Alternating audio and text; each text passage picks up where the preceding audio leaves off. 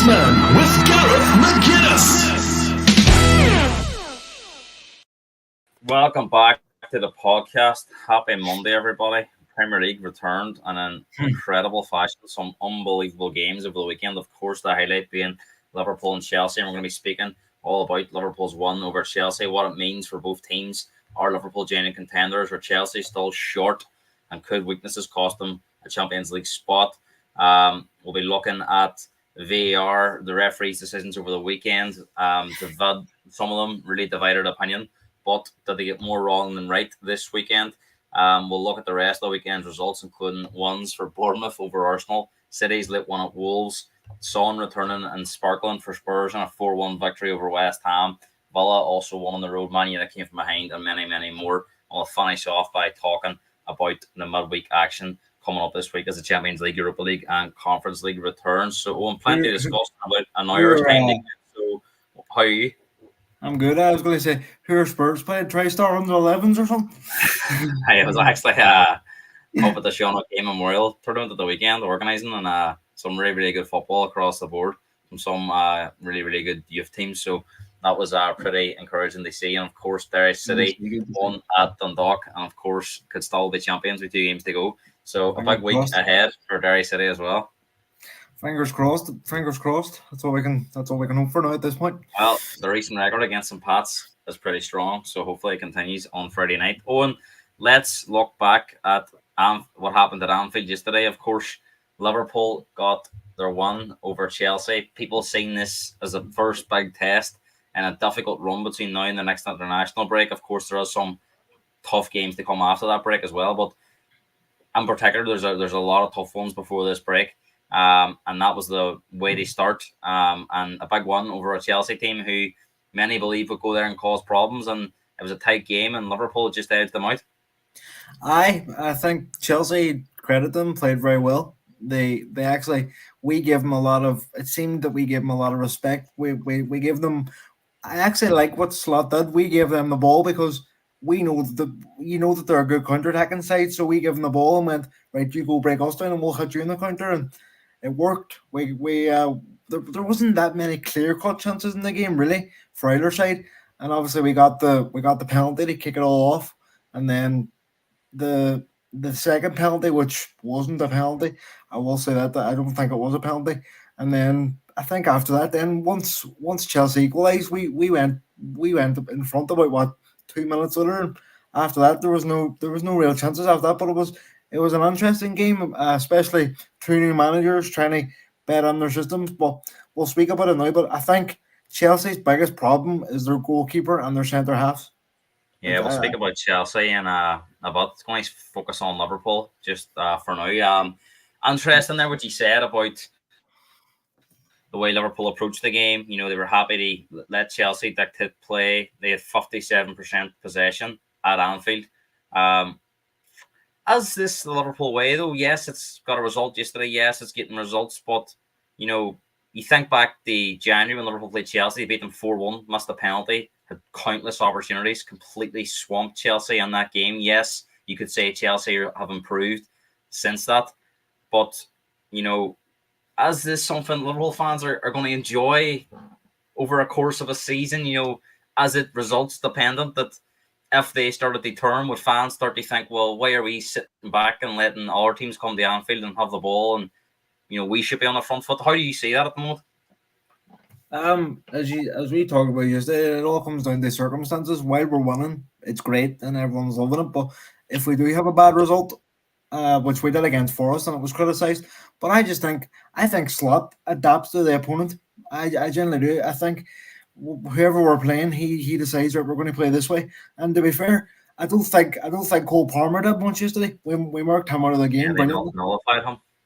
So I think we did that well. I think the biggest threat for Chelsea for me was Madueke and then Neto when he came on. But I thought Robertson struggled more than Trent did. I think Trent did well, but I think Robertson struggled. But I think the midfield was interesting. I have to say, Caicedo and Lavia, who, funny enough, could have been on the opposite side if things were differently. They had good games yesterday, but I thought our midfield as well handled it well. Especially, we'll speak about him. Especially Curtis Jones. He was the best player on the pitch. Yeah, Liverpool do seem to get the best out of players, regardless of the coach at the moment, whether it was Klopp or whether it was Slot. Just what you were saying there about results at the moment. You're happy with the results, but just in general, do you think Liverpool should be adapting the opponents? Should they be, especially when they're favourites at home? Everyone fancied Liverpool. They won. If there was going to be a winner, Liverpool were considered favourite. Maybe if it's Man City, Arsenal, who have been the top two teams in the last couple of seasons. But if Spurs come to Anfield and you see Spurs having 60% of the ball, are you happy with that as long as it's a result? Or if them results start to turn, will you be thinking, well, why are we respecting these teams who I believe we're better than? I just think we have to get used to the way the new manager once they set up. It's not Klopp anymore. We're starting to see, at the very early stages, we've seen people were saying, "Oh, it's not that different from Klopp," but we're starting to see as the game's going, it is very different, isn't it? I think our build up is very slow. But see, once we get into the final third, we do have teams. You seen it when we played Man United, we had them. Bournemouth, we had them. Chelsea, we had a few opportunities. Like once we get into gear and once we find the space, we're very well. But a team like Chelsea, somewhere the Spurs, they're always going to give you chances. So I think Slot banked on that yesterday. It'll be interesting to see when we play Arsenal next week and when we play Man City, how we set up. And even I'm really fascinated to see how we set up against Real Madrid during the Champions League. That's going to be very interesting. Are we starting to see a shift and how the best teams approach games? You think about Liverpool being electric under Klopp. Arsenal were electric under Arteta a couple of seasons ago. They've changed. They've been more slow and being resilient. Man City were the first to do this with the 4 centre-backs across the back 4. Liverpool kind of being conservative but getting results. Are we starting to see a shift? We go through cycles where football styles in the Premier League change. As it something that you've looked at? You think has Slot looked at it and think maybe Klopp, maybe they can't win the league playing the way they were, and he's sort of not copying, but going a similar route to how Man City and Arsenal have approached it in recent seasons, where they're not going to overcommit, still have enough quality to win games, and they're being very patient in their approach. Well, as you said there, like when you look at Arsenal's first season under Arteta, well, not his first season, but his first proper season, so to speak. They were blitzing teams for 4 and 5 some weeks, and Liverpool were the same under Klopp, and City were the same, but they've all seemed to change. And it seems to be working at the minute, especially for Man City. Like they're not complaining. They've won 4 and a bunch. Will most likely won 5 and a bunch. So and Arsenal just can't get over the line at the minute. But I just think Liverpool fans, we have to be patient as well because it is a new manager. It's not Klopp anymore. I think we need to get that out of our heads. Klopp's not coming back. This is our new man now. We have to back him and see how successful it is. How much belief do you think the players, the club will take from that, the fans yesterday? Because there has been some media saying that Liverpool haven't played anyone yet. United away, teams have been beating United this season. So, all in the Man City game in the opening day, Chelsea were unbeaten, got under this. And they were a team on the up. How much belief and, credibility did Liverpool get now, do you think, from media, from opposition fans, even maybe some of their own fans that were doubting how good they can be this year? I said yesterday in our group chat that I thought it was going to be a draw, and if it had been a draw, you couldn't have complained really. But it just shows that I don't. It's weird. I don't fear teams when they're coming forward at us at the minute. I think we can snuff out chances. Like we've only conceded 3 goals, and to be fair, the goal we conceded yesterday was poor. But other than that, like we limit teams to chances. So I think we can go to teams. I'll just use it. Go away to Arsenal next week and believe we can get a result. We shouldn't go on the games fearing teams because we're a very capable team of beating anyone on our day. That was a big one for Liverpool, no doubt about it. Gary Neville's still not convinced. He still thinks Liverpool have much to prove. Oh, Gary Neville's a twat. Did you hear him say it was all Chelsea need to do is this? He was baying for Chelsea to score yesterday. Of course, the story that dominated Liverpool's transfer window was the deal that collapsed. That was Zubimendi. Gary Neville did give Liverpool some credit yesterday, despite what we were saying there, that he did say that they do seem to get the best out of what they have. And Jones' performance yesterday, which we will speak about now, was very, very good. Gravenberch has been having a good season. McAllister's been a great buy. And And a lot of Liverpool fans were frustrated when Zubimendi deal collapsed and Liverpool sort of the feeder coming out of the club was they weren't going to go on for anyone else. Yep. So far, has that proved to be a wise decision? So far, but there's as we said, there's a lot tougher tests to come. But I don't think Zubimendi's deal is dead. I think we could see it. There's been talk out of the club that it could be something that they revise in January. I wouldn't be surprised to see him in a Liverpool shirt in January or next summer. So I would watch the space on that one. But in terms of not going on for anyone else, at the minute it's paying off. But if Gravenberch does pick up an injury, we're stuck with Endo in there, and you've seen it. I think Endo's only had a combined in the league. I think a combined 5-6 minutes.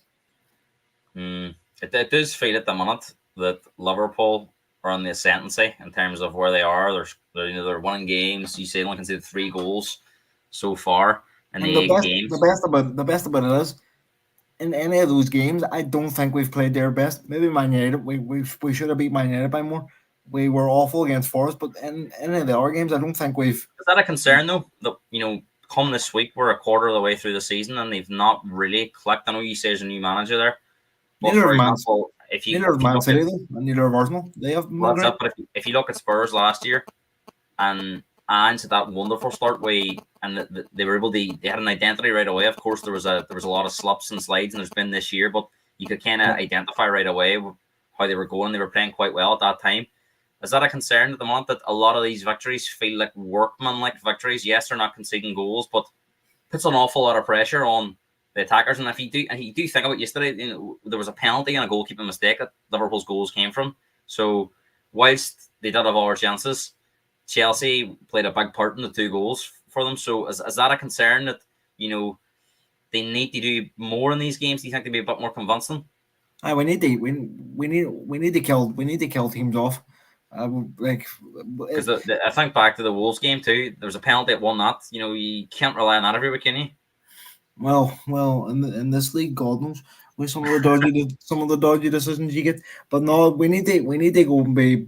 I'm not saying go and win games 4, 5, 6 every week, but we need to go and score 2 or 3. Because if just say we're sitting here next week, Liverpool drop points at Arsenal, 1-1, 2-1 loss, it'll be a completely different narrative, won't it? Well, not off one game, but I do think that for them, they won by 1 goal every week. It's going to be very, very tough in this league.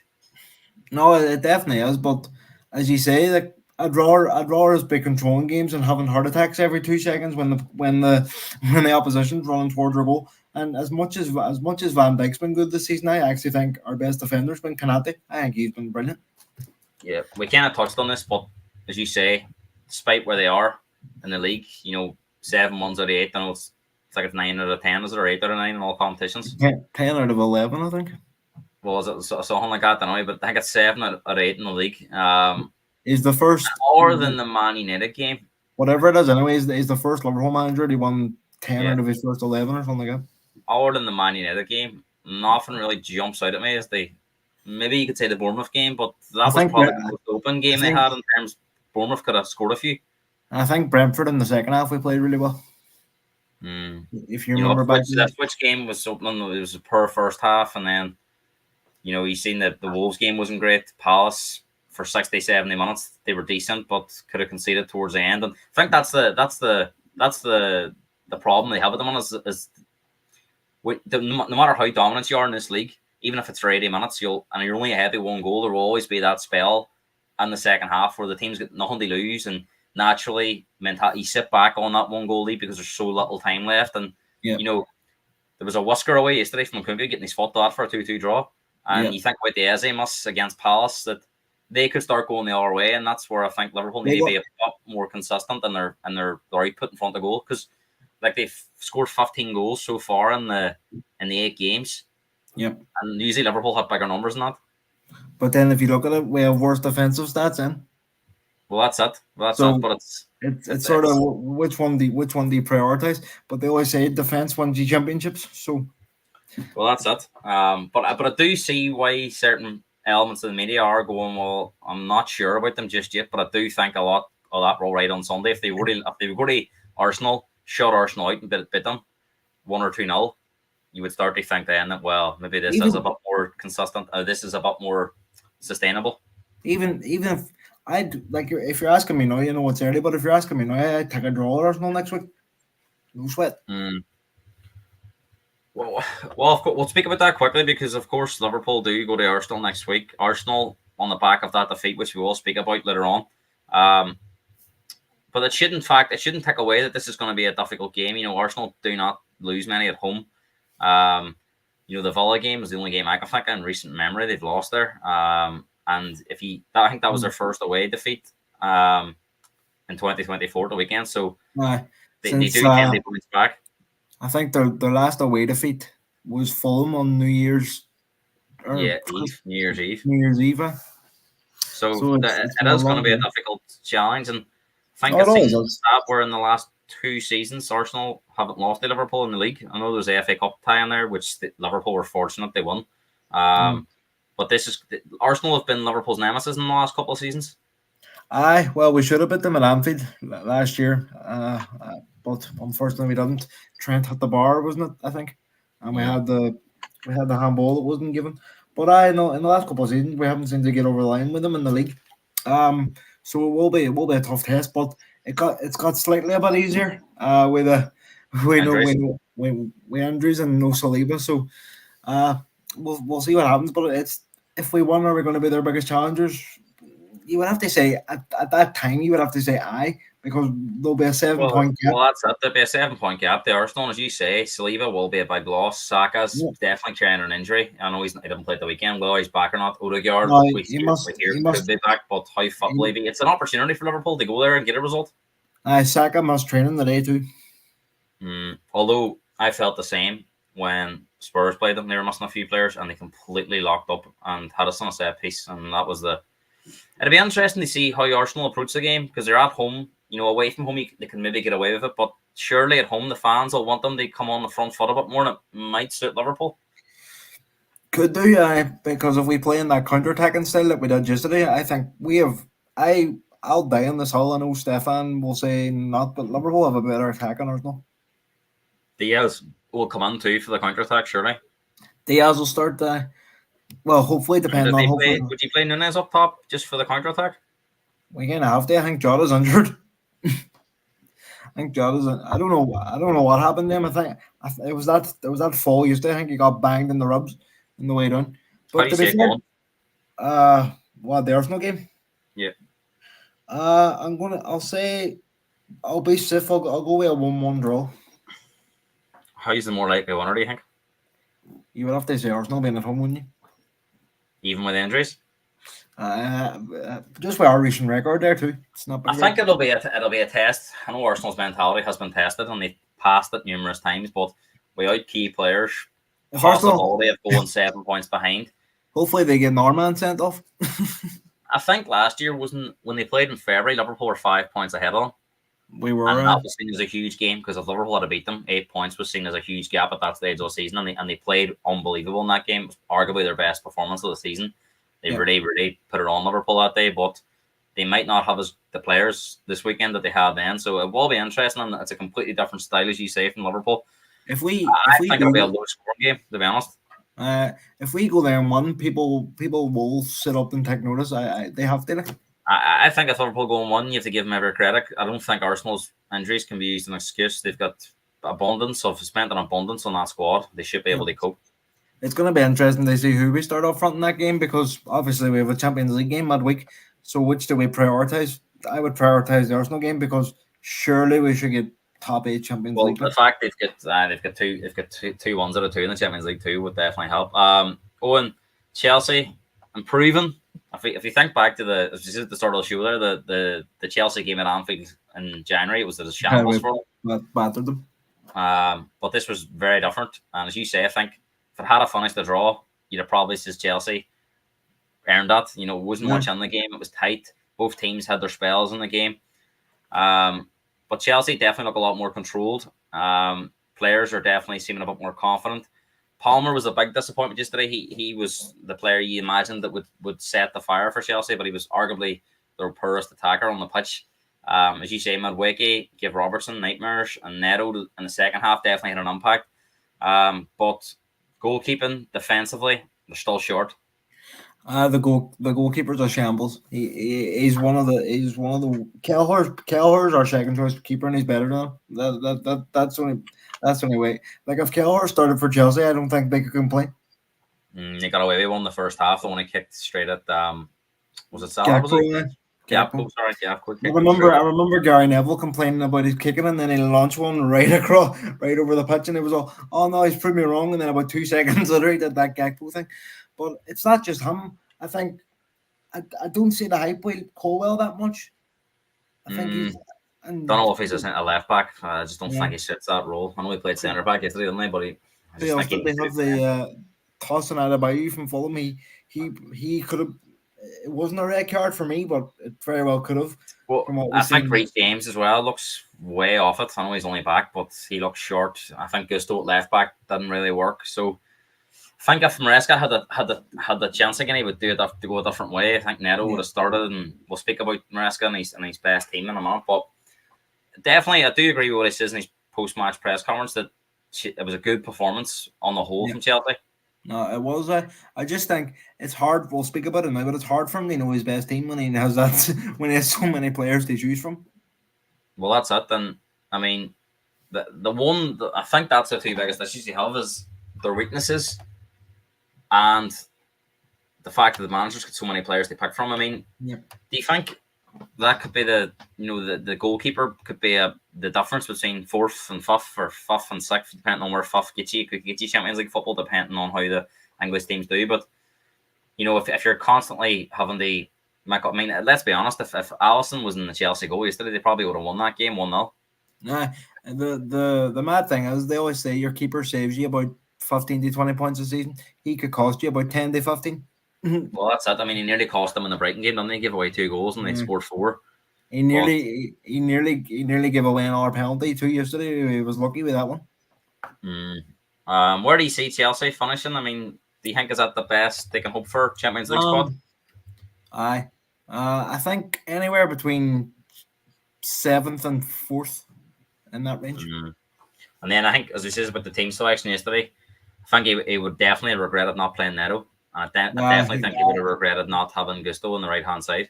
When Neto came on in the second half for Sancho, I was scared because Sancho, when he gets the ball, likes to slow it down a bit. Whereas Neto gets the ball and runs at you, and when you're running a Trent, who's, let's be honest, he's not the best defender, but he's improved. He actually did well again, but a few times I think he had a shot in the second half, went past the post. If he got a bit more power, and that Kelleher was in baller, but and then you see him bring on Fernandes, and Fernandes costs a lot of money. He can't seem to be on the team at the minute, but then he comes on, thought he did well. João Felix as well can't get on. Felix can't get on, and then I think the one positive for them is Jackson's definitely improving. I think that's last season. He probably gets caught offside for the goal. Yeah, I don't. To be fair, I think Jackson was very poor yesterday. Apart from the goal, I don't think he did much. But I think about that was his only real. I know he had one where he probably could have went across the keeper. It was a half chance, and he put it towards the near post. But he scored well. Yeah, he did. And I knew as soon as when it was flagged offside, I was confused because from the naked eye, like he looked clear onside, and he was. But even I don't even think was Mudryk on the bench yesterday. I don't think he was. I'm not sure, but he seems to be completely out of favour. Of course, this game, £100 million and can't even get on the team. That's mad. Well, it's Fernandes yesterday too. He's £110 million. He's sitting on the bench, but of course, this game had a lot of VAR involved on it, and of course, over the weekend there was a lot of decisions that VAR got involved in and overturned, or I've changed my mind on the Man City one, because I seen it and it was like. Well, we'll speak about it here. I want to start in the weekend order that they came on. So the first one was, of course, at the Spurs West Ham game. This didn't really have any impact on the game. It was right at the end when Spurs was 4-1 up. But Kudus, yellow card, upgraded the red. What was your thoughts on this? He just lost his head. He could have been sent off 2 or 3 times in that one. Well, he booted Van de Ven twice on the floor. I think he elbowed Richarlison, but that was an accident because he didn't see Richarlison coming. And then Mike Dean seems to think there could be more punishment coming his way for them on something. I don't know about that. I think it was just a heat of the moment thing. He'll look back on it and think he was stupid to do it, which he was. But I actually don't think he was sent off for the kicking. I think he was sent off because he pushed, was it Sarr in the face? I think it was that one that got him sent off. But So you think in this situation, VAR had no choice but to intervene? and I heard Ali McCoist on, I don't know if you did, on the commentary saying, let them get on with it, let them do whatever, and you're like, no, Of course, yes, I they, didn't see the game. no. I caught the highlights, and I'm still yet to watch the full game back, but I will this week. Busy It weekend was for myself with the no, youth football. it was definitely, for me, it was a definite red card. Did you see that? But Oh, I've seen the I've seen uh, this incident there, and of yeah, course, I've seen the full Bournemouth Arsenal game. yeah. And Saliba's yellow card upgraded the red. Arsenal fans were not happy with this. Um, even on Saturday before the Liverpool incident, which we'll speak about in a minute. But I don't see any other reason that this should not have been a red card. For me, it was as clear as day. No, I agree. I was very surprised when the ref gave a yellow in the first place. Because if you look at it, they were saying Ben White could have got back, but Evan Nielsen had a clear run of goal, and I would say he's quicker than Ben White. So Saliba knew what he, and he didn't just pull him down too; he tripped him at the same time. If you look at it back, so for me, VR had no choice to send Saliba off, and obviously I was very happy with it because he's not gonna be available. I think it's only a one match ban though, isn't it? Because it's not violent conduct, so it's only he only One misses match, yeah. the because after us, I think they have Newcastle and Chelsea, so tough games too. Yeah. Stones disallowed goal overturned and awarded. Now you were absolutely seething yesterday when this goal was overturned. I said at the time I thought it was the right decision. Not everyone agrees, but I've seen a lot of media pundits have said that they thought it should have been overturned and it should have been a goal. Now just to come on this, what happens before the ball touches Stone's head is irrelevant. You cannot be offside from a corner Yeah, until obviously there's an interference.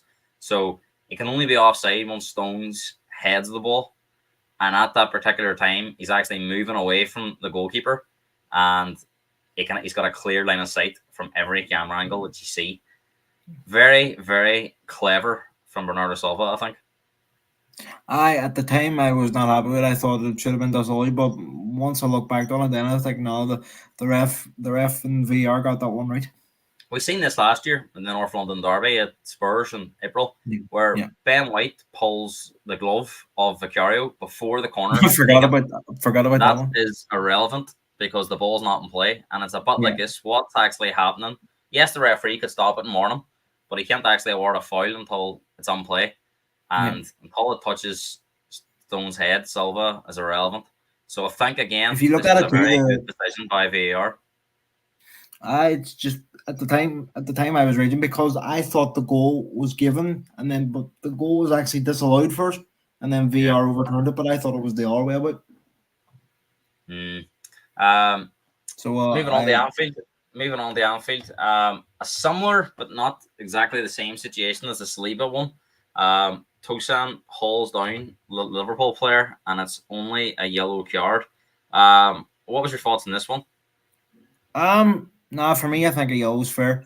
I think Gusto was it Explain to me Gusto? why it's different than the Arsenal one, because Arsenal fans were saying it was the same. I think the two players either side of Jota were getting back. You could see they were getting back, and Jota wasn't as close to goal as Evan Nielsen was. So I And think also, the ball was going towards the corner flag. nah, so the ball was going away as well. So I think at the time, but this is the thing. If the ref had to give a red card, it wouldn't have got overturned. That I think that's I what think it annoys would have me. been. I think it would You have been think? in this situation. You think?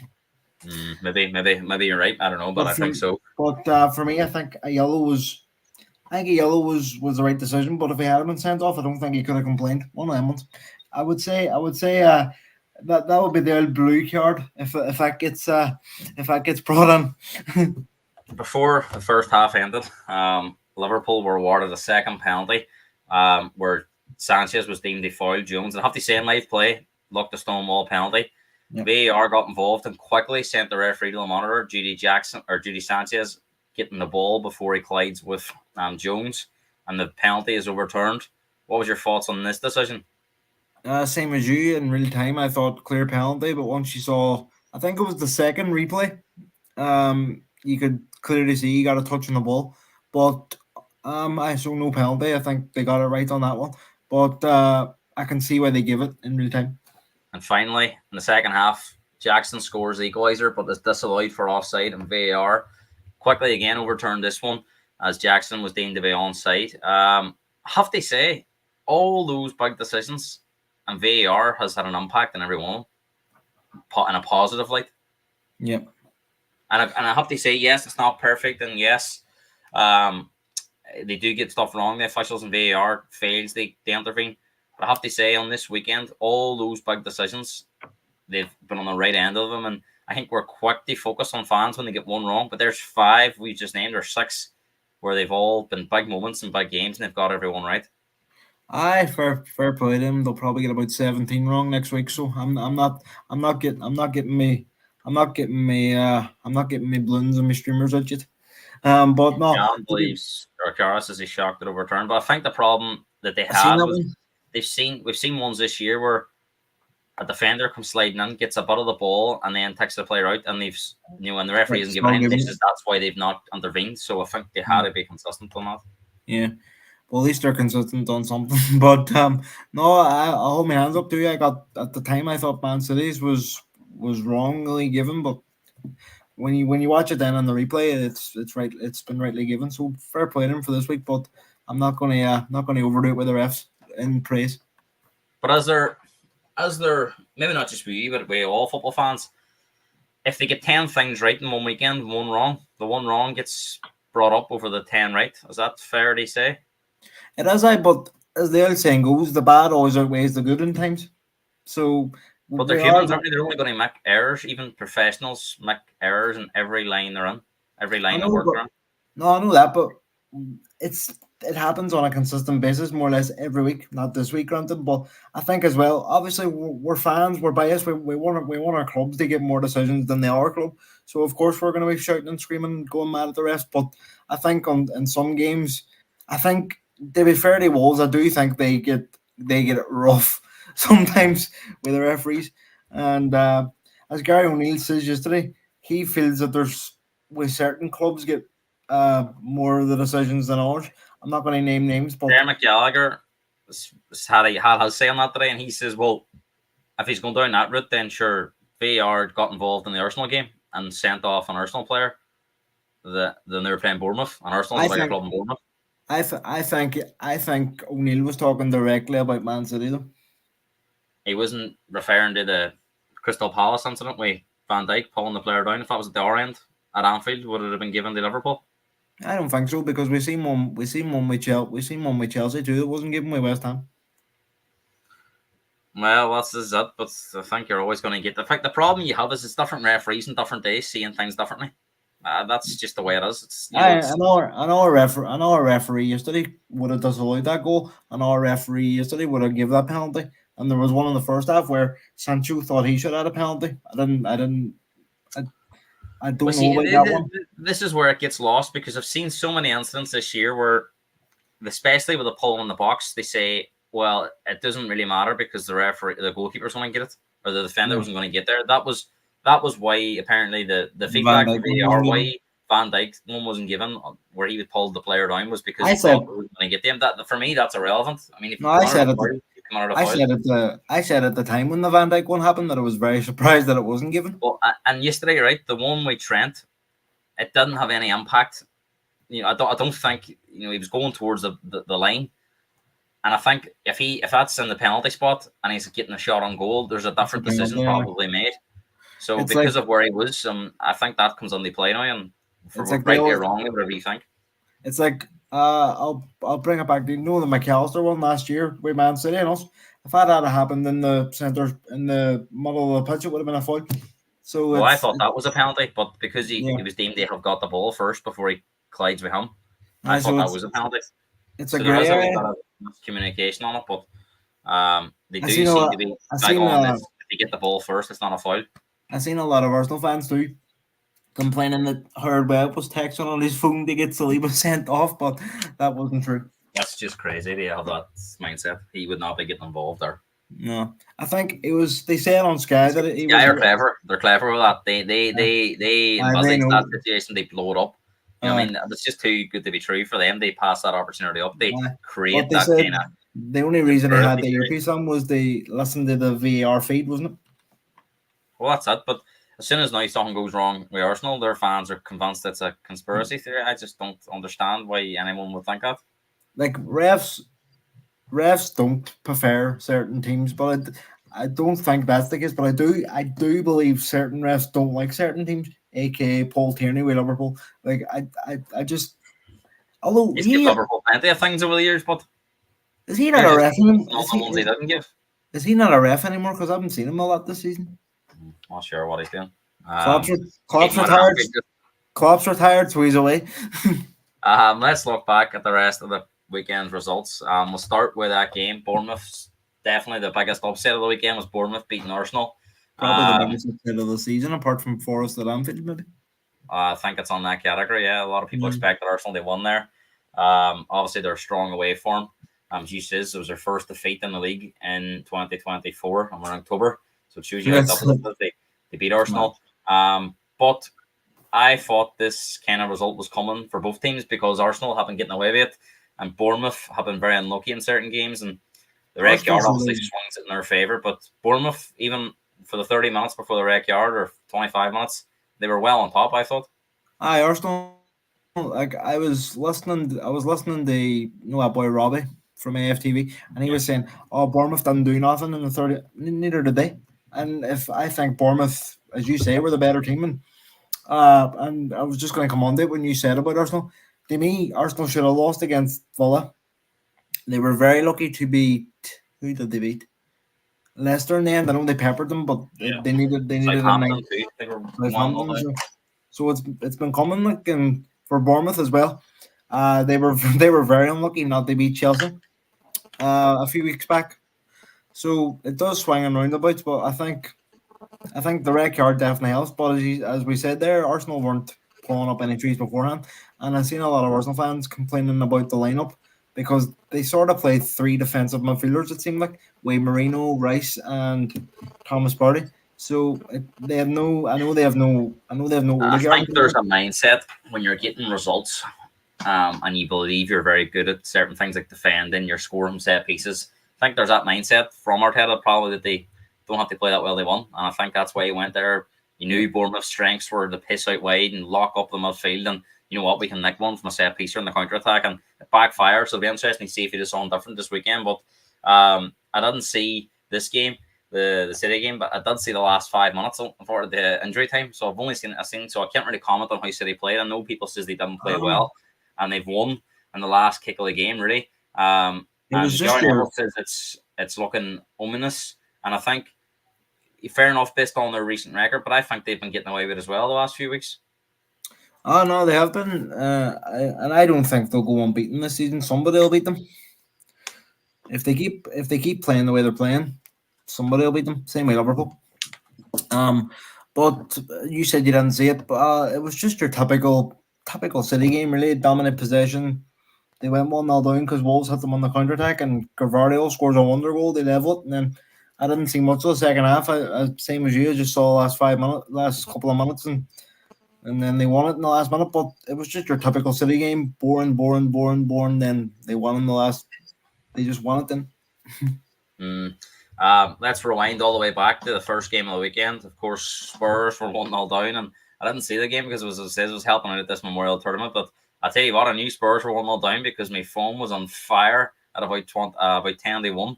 I think I text you, didn't I? Now, luckily, there was a wee bit of a break, and then once I went to 1-1, my phone was going mad again. I was like, oh, we're 2-1 down. But there was that many goals in the space of 8 minutes. I looked, it was 4-1 to Spurs. And I was very happy, of course. But from what I heard, I only seen highlights that Spurs were nowhere near their best in the first half. But when they made that change at half time, they really seemed to dominate and could have scored more goals. And No, they couldn't. Son has his critics at times, and I think he has passed his best. But when he gets into those situations, he's quite ruthless. And he had another one at the post he was unlucky with. He does Johnson make a nearly difference scored in one. that attacking area, especially when you compare him with Timo Werner.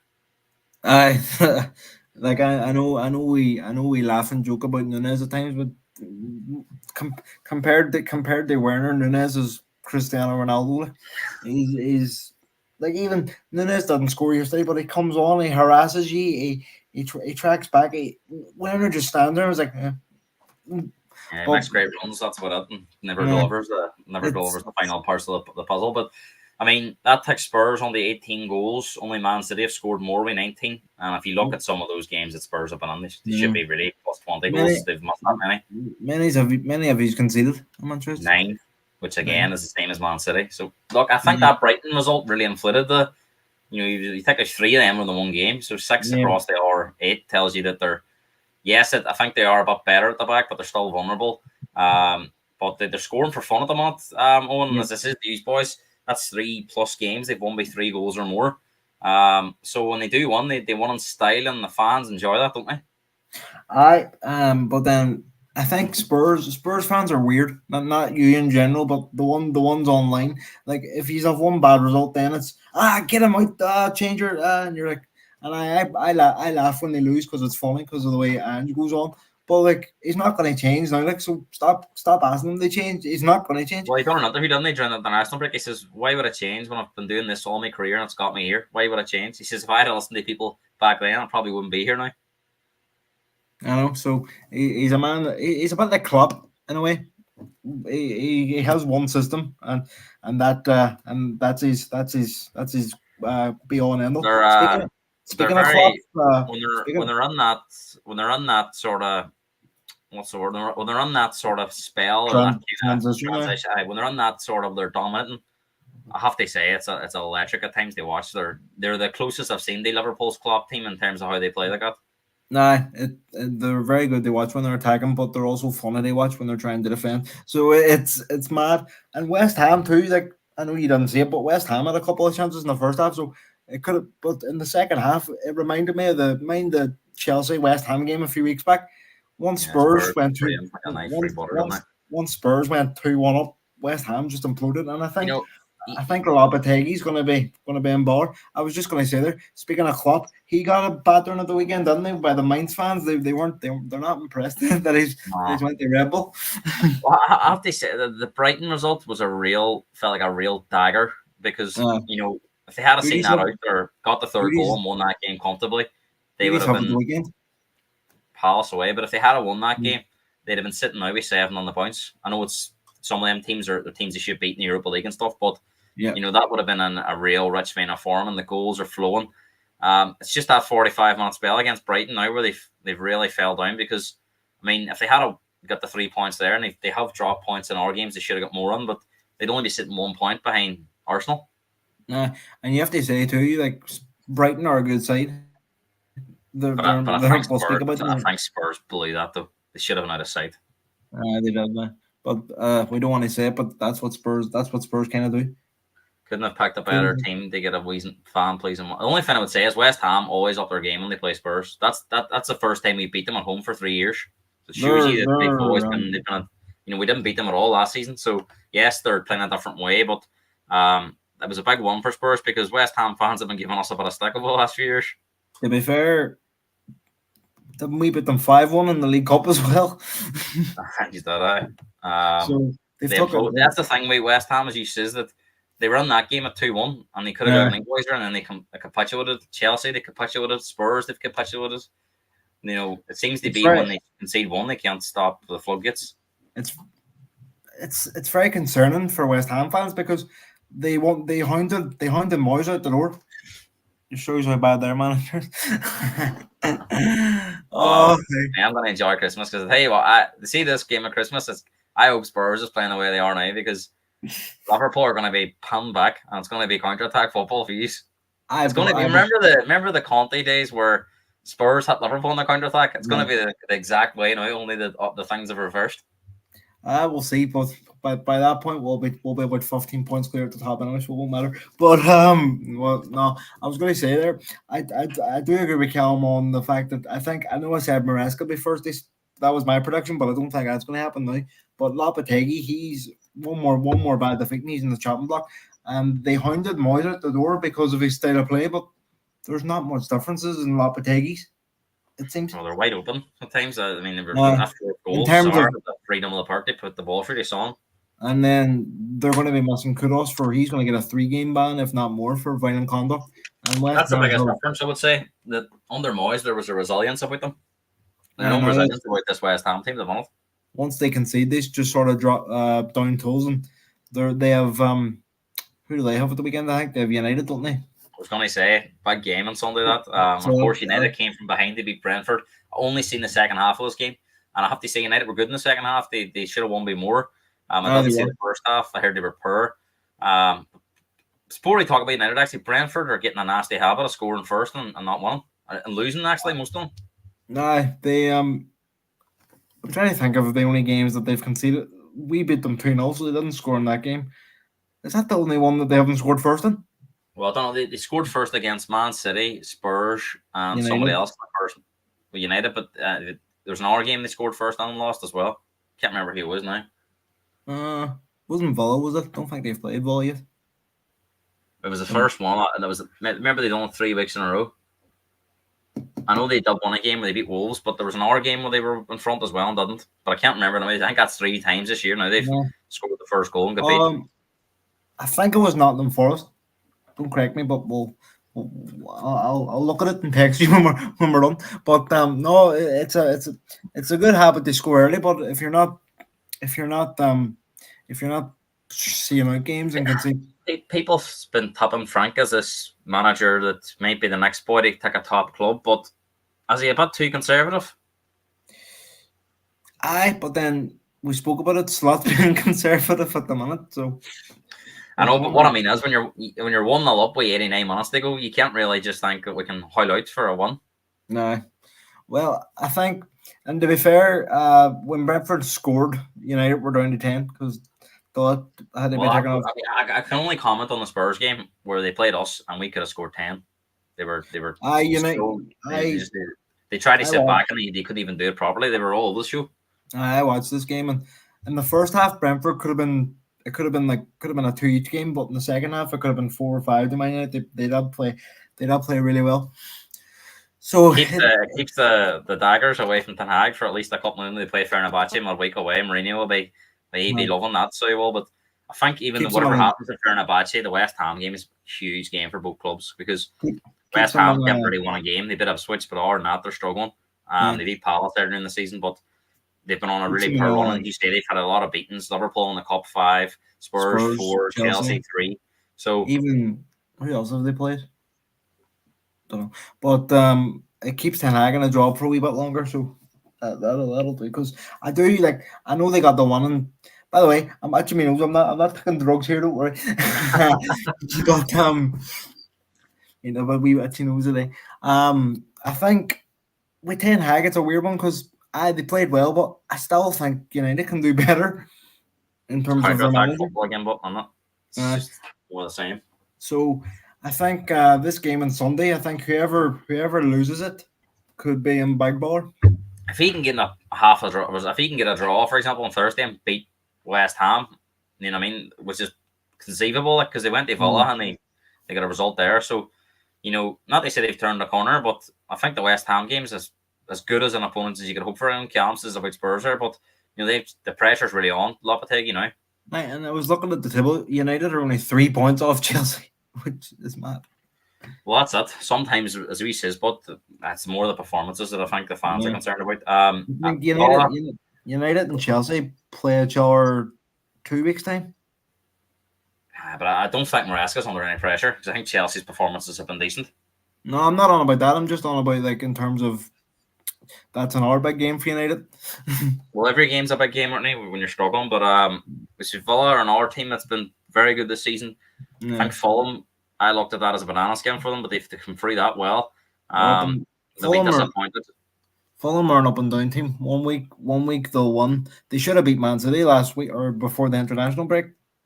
I think as I've said many times on the show, if Adama Traore actually had a brain and knew how to shoot, that's coming from me. He can't even kick it. He would be at Real Madrid, but because he's rapid. He was already at Barcelona and they shipped him twice. Follow as we says there, they seem to be. I couldn't believe how poor they were against Man United, but maybe that was down to the fact they just beat Bayern Munich. Is that going to be the challenge they have to go down the Champions League, and then you have an hour game next week, and consistency, and they look tired against Man United.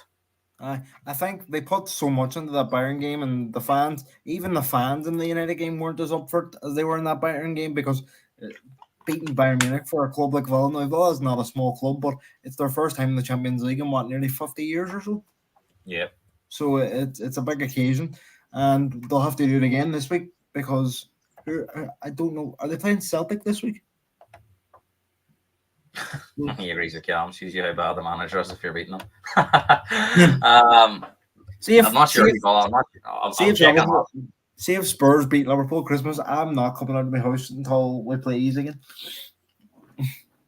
Nah, there's every chance that could happen, to be honest. Leicester stays incredible comeback at Southampton. There's an arm manager under pressure. Russell Martin could do it. Southampton can't hold on to the lead either. They're an R team. They implode.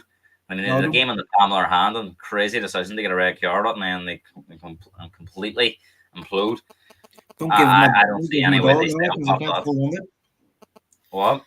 Thank God they have no pets anyway, because they can't hold on to them, as they say. But no, he's Russell Martin. It reminds me of Burnley last season, but only worse. It seems. Like I thought when I didn't watch this game, but I always check a scores at 3 o'clock, and I saw Southampton were 3-0, but I thought, right, that's them, first one of the season. Checked it again, it was 2 each. I went, dear, and oh my God. So I think I actually predicted. I think at the start of the season, I actually predicted Leicester to go down and Southampton to stay up. I think it'll be the other way about.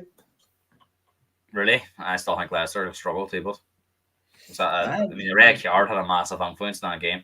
Suppose I think, to be honest, at the minute it's looking like the 3 promoted teams are going to go back down again, isn't it? Southampton are playing City next week. Jesus Christ. I don't know. Demolition job, I think. Put Haaland in your fantasy next week. Everton won at Ipswich. Everton have definitely turned the corner in recent weeks. I think the takeover news has sort of helped too, because they know new investments coming in, and they got a good draw at Newcastle, at home to Newcastle, and I fancied them to beat Ipswich, so it's good for Everton. I don't think they won't trouble top half, but they'll finish anywhere between, I'd say, 14th to 16th. Maybe they'll fluctuate between there. Ipswich had a good few draws, but struggling to win games, and they haven't won a game yet, and we're quarter way through the season next week, so it's looking difficult for them too. The bubbles burst, and I'm still sticking with it though. My bottom 3, I've changed Southampton to Leicester, but my bottom 3 is going to be Southampton, Ipswich, and Wolves. I'm still saying Wolves are gone. Finally, Brighton, buoyed by that one against Spurs. Still having nightmares about it. I still can't believe that they won that game. From what I heard about this game, Newcastle dominated them for the first half an hour, and then Brighton. It's just not right in Newcastle too, but because so many poor performances, and I'm surprised that he wasn't on the picture for the England job, to be honest. But he said he wasn't. Newcastle are going to have to improve for him to be there much longer, I think. I like, you know me. After games, I watch a lot of like all our team's fan channels just to get a perspective. Like every time Spurs lose or win, I always watch Spurs channels, and same with Arsenal. And there's this Newcastle. They're called Geordie Journals. Don't know if you've heard of them, but they do Newcastle games, and they were saying like Gordon doesn't look right, Isak doesn't look right, Tonali doesn't look right. He probably has about 17 bets on, that's why. But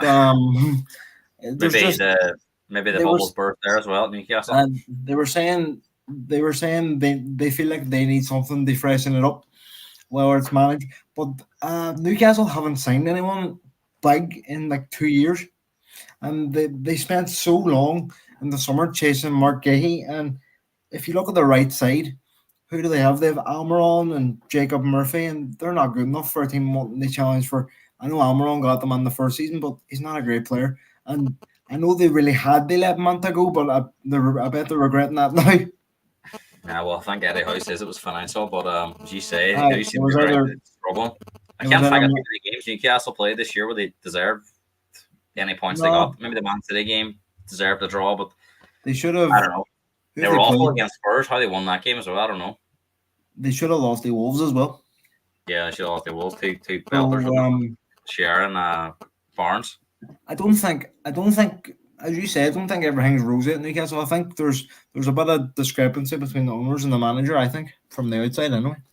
Yeah. Oh, and before I come off air, because I know Monday Night Football's starting, Aaron Ramsey in the studio tonight with Jamie Carragher. So that'll be interesting to hear what he has to say. What a do! It Let's could have look been ahead. it could have been an actual duel because before he went to Arsenal, Liverpool were heavily interested.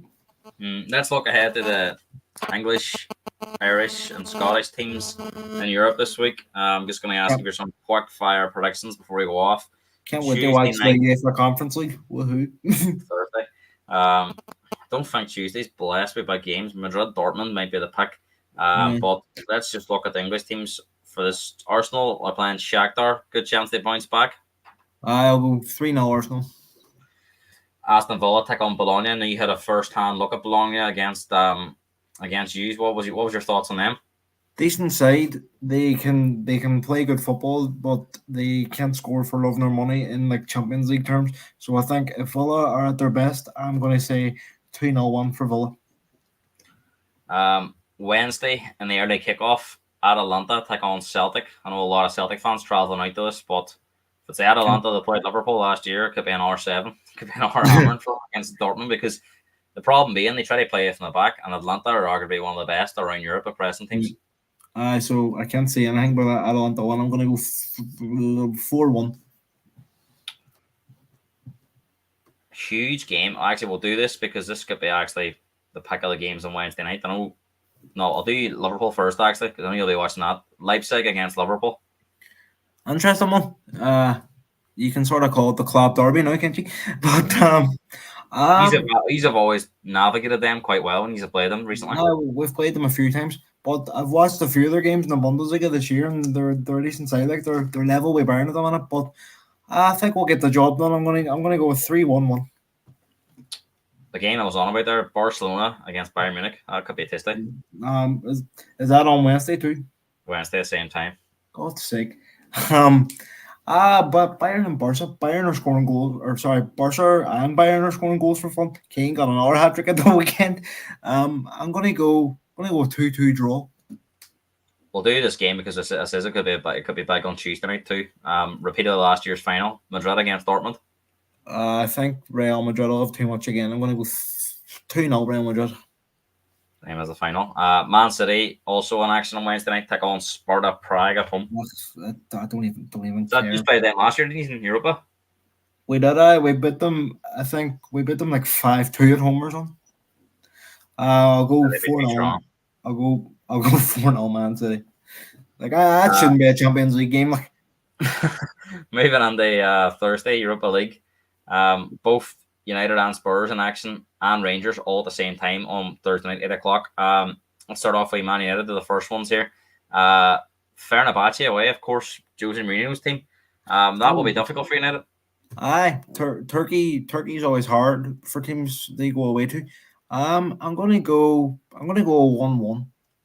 1-1. Troy Parrott returns to the Tottenham Hotspur Stadium with AZ Alkmaar. Parrott's been in good form, but AZ Alkmaar have lost their last 4 games in all competitions. You would Spurs expect are rampant at the moment. You would expect Spurs to get the one. I'll go 3-0. And Rangers take on Steaua Bucharest at home. Of course, Rangers struggled at the weekend. They were bitches, weren't they? Beat Kilmarnock.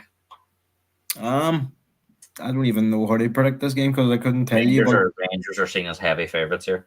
No, I know they would be. I'll go 2-0 Rangers.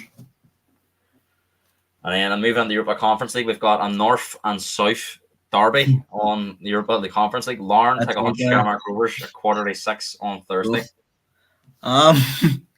Dear God, how that'll be a fascinating watch to see the level of that game. Who's home, Lauren? But I think Shamrock Rovers off too much of them. I'll go 2-1. 2-1 Rovers. That could be an advantage to Derry as well if Rovers have Europe in midweek. They could slip in. Finally, Chelsea go to Panathinaikos away. That'll be an emotional game too for them because of obviously what happened with George Bulldog. But yep. I can't see anything but a Chelsea one there, so I'll go 2-0 Chelsea. Well, thanks for coming on. Just fly through the weekend's games. We'll speak about this later in the week, but it's actually starting on Friday night. Leicester taking on Forest in a derby. You could Villa, Bournemouth, Brentford, Ipswich, Brighton, Wolves, Man City, Southampton, Everton, Fulham. I think most of the big action on Sunday. Chelsea, Newcastle, Palace, Spurs, West Ham, Man United, and Arsenal, of course, and Liverpool closing out the weekend. That'll be a bumper Sunday of football, I would say. Owen, brilliant to have you on. No more, lad. We'll get off now and watch Monday Night Football. Of course, Nottingham Forest taking Crystal Palace. How do you see that game going before we go? Big game for Palace, that, because I'm looking at they've got some heart. Spurs on Sunday, that's not going to be easy. Because Forest have no manager at the minute because Nuno's banned for 3 games and no Gibbs White, so it could be. I don't think Palace have won a game yet, have they? But no. They're in the bottom 3. I think if they were to lose tonight and then Sunday's obviously not much of a turnaround, but if they were to go into November, we had a won after the way they finished last season. I think that'll be a major disappointment. And we know Glasner's not afraid to pull the plug, and he could roll Roy out for another 6 months. Get him out of his nursing home. Dear God, if they do that, the perma. You'd love to see it, but wouldn't you? You'd love to see him roll up for another 6 months. Imagine him getting a phone call. Hello, it's Steve Parish here. He'd be like, for But it's funny every time they rid of him, they struggle. It was like, do you mind when Chelsea used to get Goose Hiddink all the time? Used to come back for a stunt. Neil Warnock did that a few times too. Some club he went back to 2 or 3 times. I can't mind. Yeah, it reminds me of that. Sure, Neil Warnock retires about 10 times a season. That's that. Owen, thanks for coming on. We'll get a chat later on in the week about the weekends, the midweek action, and of course, building up to that bumper weekend, including Arsenal against Liverpool. Top man, as always, if you're new around here, make sure to subscribe to the channel for more content. Thanks very much, and we'll see you very soon. Cheers.